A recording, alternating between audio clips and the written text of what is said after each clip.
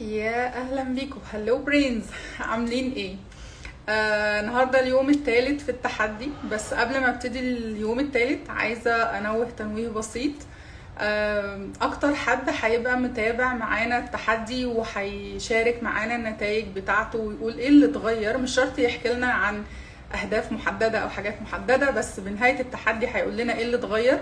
هنختار حد فعلا هو اكتر حد شارك واستفاد من التحدي، وان شاء الله هعمل له كوتشنج 1 تو 1 لترانسفورميشن او لتغيير ومساعدته ان هو يوصل لاهدافه ويحققها بشكل عملي ومتزن ونقدر نحققه ان شاء الله.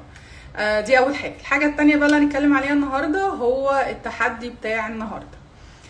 كل واحد لينا عنده نوع معين من البرين، ما بتكلمش على التركيبة بتاعت الدماغ، ولكن بتكلم على صفات الدماغ. اللي هو في شخص حساس، دي حاجة في الدماغ على فكرة.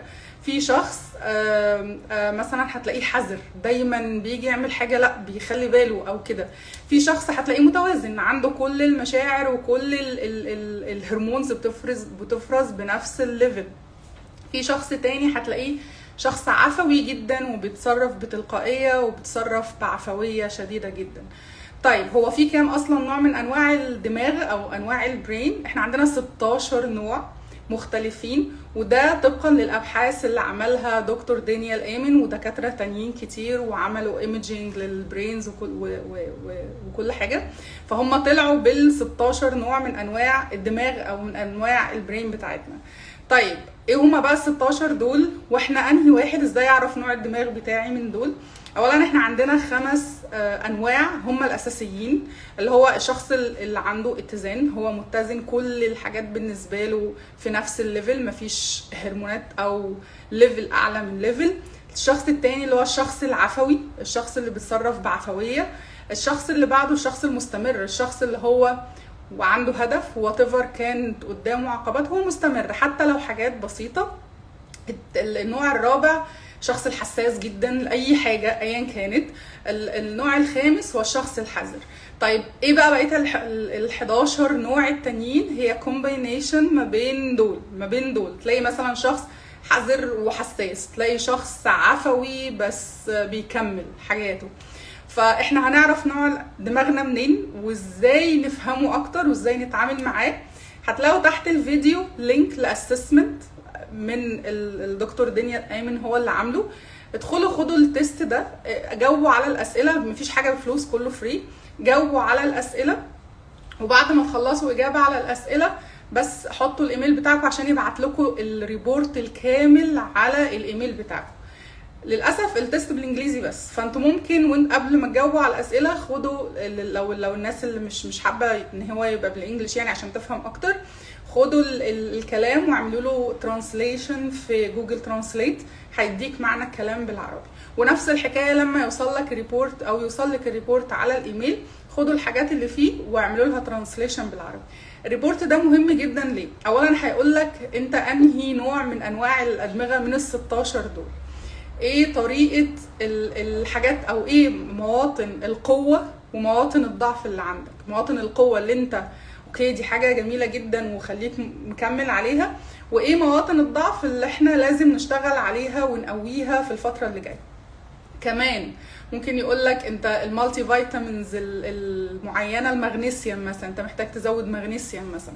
هيقول لك في الريبورت الدايت بتاعك، ايه الحاجات اللي ممكن تشيلها من الاكل بتاعك عشان تحسن مناطق الضعف في الدماغ. ايه لايف ستايل اللي ممكن تاخده.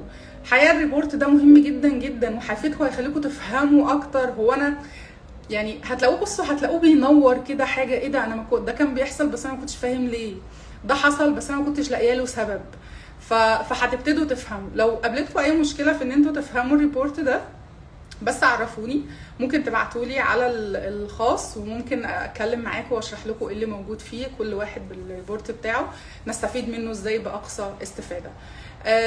طيب ده التحدي بتاع النهارده. هنعمل ايه بقى في الكراسه اللي احنا بنعمل فيها كل يوم؟ اول حاجه هنعمل التحدي بتاع اول يوم اللي احنا بنعمله كل يوم، اللي هو هنكتب 3 مواقف، وال3 مواقف دول ايه القرارات بتاعتنا اللي احنا خدناها، وهل ده مفيد لصحتنا النفسيه والعقليه او لا. ده طبعا بتاع كل يوم. الحاجه التانية بقى، هناخد من الريبورت اللي هيتبعت لنا ده ايه هو البرين تايب او نوع دماغنا، وايه هي مواطن القوه، وايه هي مناطق الضعف. هنكتب ده في النوت اللي احنا بنكتب فيها كل يوم التمارين او التحديات اللي احنا بنقابلها. تاني هنكتب نوع البرين بتاعنا ايه مناطق القوة وايه مناطق الضعف اللي احنا هنشتغلها. لو عايزين تزودوا ايه النصايح اللي اتقالت لكم في التقرير كمان علشان تحسنوا من الموضوع اتس اوكي. لو مش عايزين مش مشكلة، بس خلوا بالكم ان كل حاجة احنا يوميا بنضيفها في النوت دي هنستخدمها بعدين، هنرجع لها تاني.